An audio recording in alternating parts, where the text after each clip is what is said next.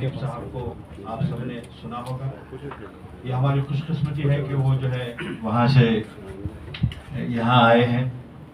मैं समझता हूँ डॉक्टर के रहमान खान साहब की मोहब्बत उनको यहाँ तक लाई है।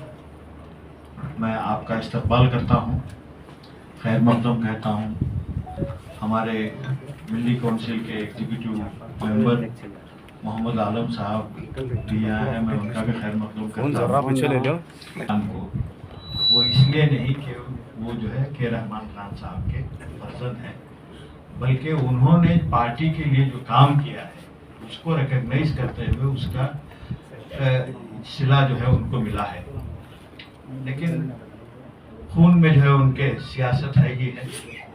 मैं अदीब साहब से कुछ चीज़ें बताना चाहता हूँ कि ये बेंगलोर सेंट्रल जो है 2009 के पहले यहाँ पे बेंगलोर नॉर्थ हुआ करता था, जिसमें यहाँ जो है इस वक्त 24 लाख वोटर्स हैं, जिसमें एक मिनी इंडिया है। यहाँ पे हर कम्युनिटी के लोग हैं, हर ज़बान बोलने वाले लोग यहाँ पे रहते हैं।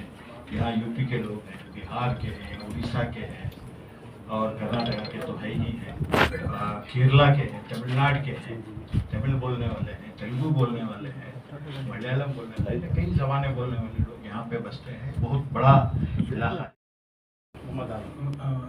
मोहम्मद आलम साहब और बुजुर्गों और दोस्तों, अभी आपने मोहम्मद अदीब साहब को सुना। मैं समझता हूँ कि हमारी खुशकिस्मती है कि अदीब साहब जैसे एक मुफक्किर और कौम का दर्द दिल में फूट फूट के भरा हुआ बेबाक बोलने वाले हैं और जब बोलते हैं तो हक की आवाज़ उठाते हैं, चाहे पार्लियामेंट में हो या पार्लियामेंट के बाहर। उनकी ज़िंदगी मुल्क के लिए और मिल्लत के लिए से वो पूरी तरह से लगे हैं। बहुत कम लोग हैं कि जो फिक्र करते हैं। वो कौम जो नहीं फिक्र करती वो तरक्की नहीं करती।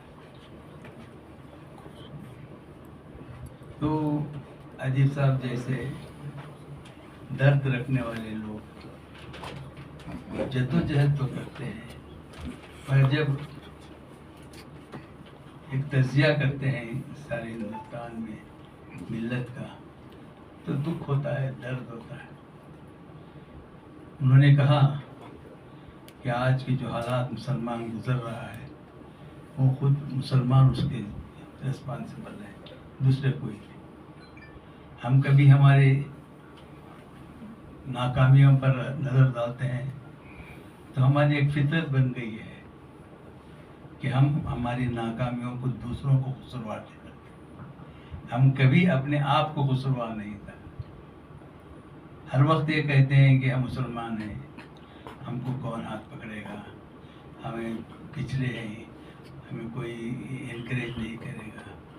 ये जो नेगेटिविटी जो हमारी कौम में कूट कूट के भरी गई है, छोटी मोटी नेगेटिविटी नहीं, हर चीज़ को मुसलमान शुरू करता है नेगेटिव एटीट्यूड से कि मुसलमान। फ़ख्र मिलत जनाब अदीब भाई,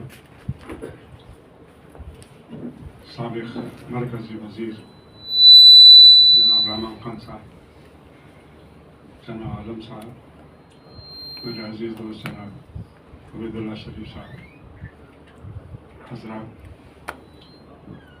दोस्तों, बुज़ुर्गों, आज वक्त का तकाजा है कि हम एक दूसरे की टांग खींचना छोड़ दें, हम एक दूसरे से हाथ मिलाकर काम करें। आज हिंदुस्तान के हालात ऐसे हैं, अगर अभी हम सबक नहीं सीखेंगे तो मुझे पता नहीं कि कब हम कर सकते। जब बादल मंडरा रहे हैं हमारे सर के ऊपर, तो हमें ज़रूरत है कि हम भी थोड़ा सा कॉमन सेंस से काम करें। और बड़ी बड़ी बातें करना, बड़े बड़े लेक्चर करना, वो ज़माना गया। अब ज़माना है बड़ा प्रैक्टिकल। सिर्फ तकरीरें करके, जोशीले तकरीरें करके वो ज़माना गया। अब है बूथ वाइज में ज़्यादा से ज़्यादातर हमारी वोटिंग करा। देखिए आसाम में 90% होती है। ये क्या बात है कि 90% वोटिंग आसाम में होती है, 90% वोटिंग वेस्ट बंगाल में होती है, केरला में परसेंटेज 90% मुस्लिम वोटिंग होती है। केरला का आदमी जो है अपने बच्चों से मिलने के लिए नहीं जाता, यहाँ काम पे लगा रहता है, मगर वोट देने जरूर जाता है। अरे बैरूनी मुल्क में, दुबई में है या अबू धाबी में है या कतर में है, तो वोट देने के लिए किसी न किसी तरह पैसे बचा के वक्त एडजस्ट करके वोट डालने आता है। कि हमारी क्या सुस्ती है। मैं तकरीबन 8 इलेक्शन लड़ चुका हूँ। एक इलेक्शन सिर्फ 90 वोट से हारा हूँ, एक इलेक्शन। उस वक्त बाबरी मस्जिद के मामले में मैंने सैयद शहाबुद्दीन साहब को यहाँ मीटिंग नहीं होने, मैं कहा ये मसला यहाँ लेके आ। मैंने हम हिस्सा मुख्तसर तो ये इलेक्शनों में देखा हूँ कि मौलानाओं से साथ लेकर, उनके ऐलानात कर मस्जिदों के मेंबरों से ऐलान करके वोटिंग दीजिए, वोटिंग कीजिए, वोटिंग कीजिए। इसके बावजूद भी बड़ी मुश्किल से इस मोहल्ले में, इसी एरिया के गली कुचे में मैं खेल कूद कर बड़ा हुआ हूँ, कहीं दूसरे एरिया से नहीं आया हूँ। इसके बावजूद भी वोटिंग की इतनी लेजीनेस है, इतना सुस्तापन है। वो जो हमारे प्रोफेसर शेख अली साहब कहते थे, सुस्ती, मस्ती, ज़बरदस्ती, ये 3 बीमारियाँ जो हमारी हैं, वोट डालने नहीं आते। बड़ी मुश्किल से एक साहब, बड़ी मुश्किल से 48%, बड़ी होता है सर 45%। एक बार जाफर शरीफ साहब यहाँ से इलेक्शन हार गए, हमारे सीनियर थे, बड़े उनके बात रहे जाफर शरीफ साहब। उनका एक एरिया था, उन्होंने बेंगलोर नॉर्थ से जब लड़े थे तो देवर जोन हली जो है मुस्लिम इलाका था। अब वहाँ से वहाँ कोर कमेटी बनाई गई, नसीर अहमद साहब, वो बगोट के चेयरमैन उस वक्त पे खालिद, सब मिलकर एक और कमेटी बना। नहीं, पोलिंग ज़्यादा करेंगे, पोलिंग ज़्यादा करेंगे। नतीजा पता है आपको, जाफर शरीफ साहब इलेक्शन हार गए। जहाँ मुस्लिम आबादी ज़्यादा थी वहाँ पोलिंग हुई थी 35.6%। तो ये अगर ये रवैया रहा, अरे कौन आगे क्या कर लेता है, ये रवैया रखना चाहिए।